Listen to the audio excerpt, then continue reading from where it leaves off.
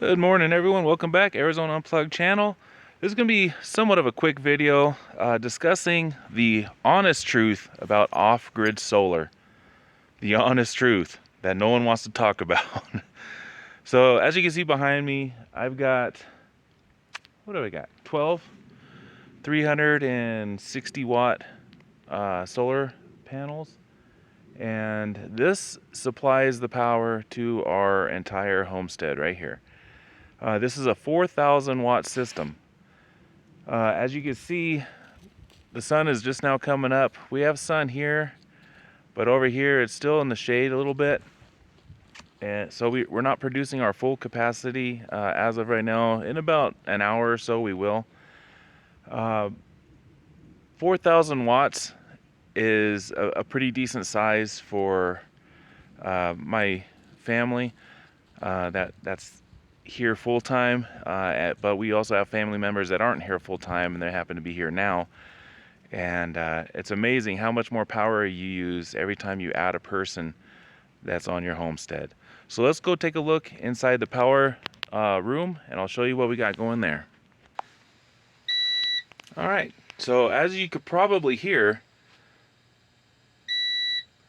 the inverter is beeping because it's getting low on power. Of course, here's the battery bank behind me. You guys probably all seen it before.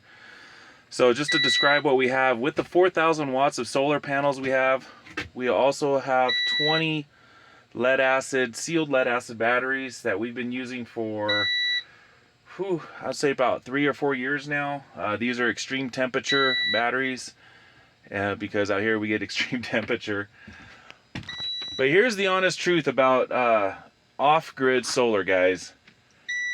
Whenever you're building or designing your system, always design it to be more than you think you're going to need. Now, having a 4,000 watt system, by the way, if you are curious, this is a 48 volt system. You need to take in consideration other needs that you have as far as power. Now, we've got a few more kids here these couple weeks, and they all have their tablets, their computers, all that stuff. And all that uses power. As a matter of fact, I have a daughter inside watching a movie right now. Lights are on, all that stuff. Now I'm waiting for the sun to come up a little bit more before doing laundry. And this is something that I wanted to be a part of this video is you have to choose, you know, when you're living in town, you just flip a switch, turn on a machine, whatever, and everything works fine.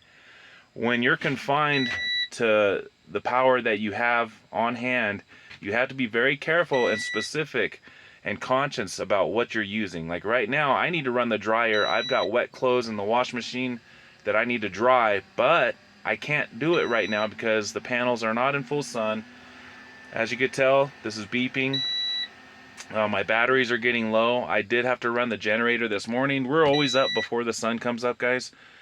And being how we have extra people here, more usage of our power, we've been running the generator every morning before the sun comes up for probably about a week and a half now.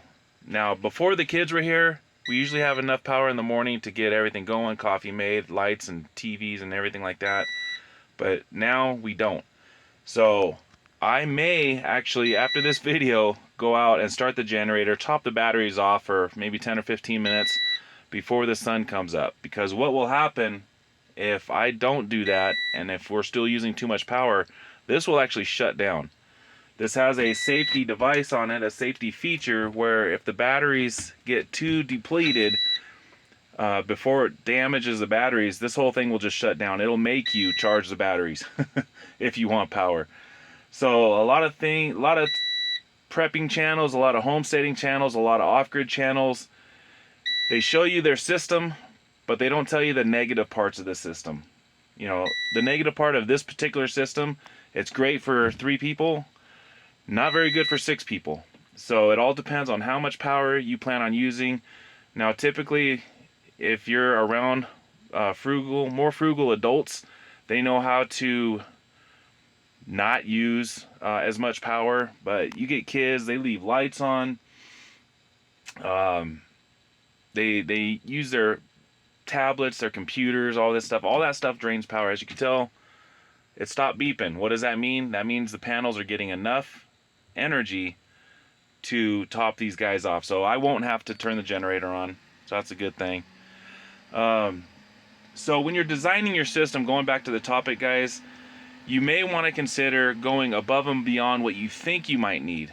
Now, our next advancement to this system is another independent system. So this is one system that we've been using for quite a while now, and it works fine.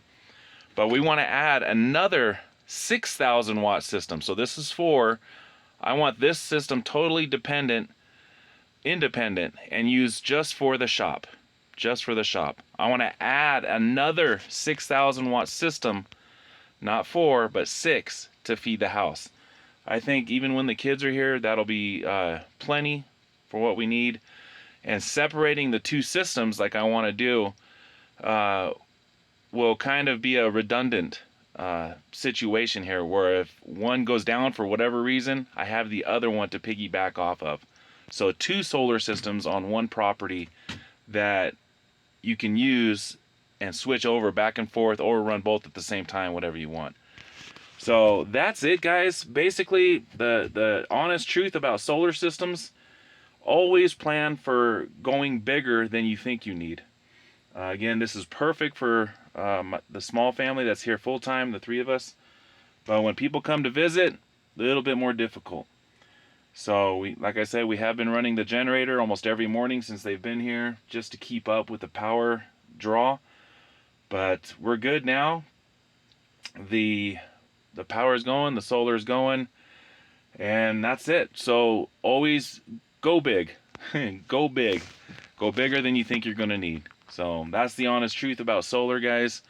Again, we're on a 4,000 watt system here, 48 volt, and it works great for a small family. But for bigger families, or people coming to visit you over the holidays, what have you, not 100%. Not 100%. So there you go. The honest truth about solar. Go big. I'll see you on the next one. Prep and Thrive.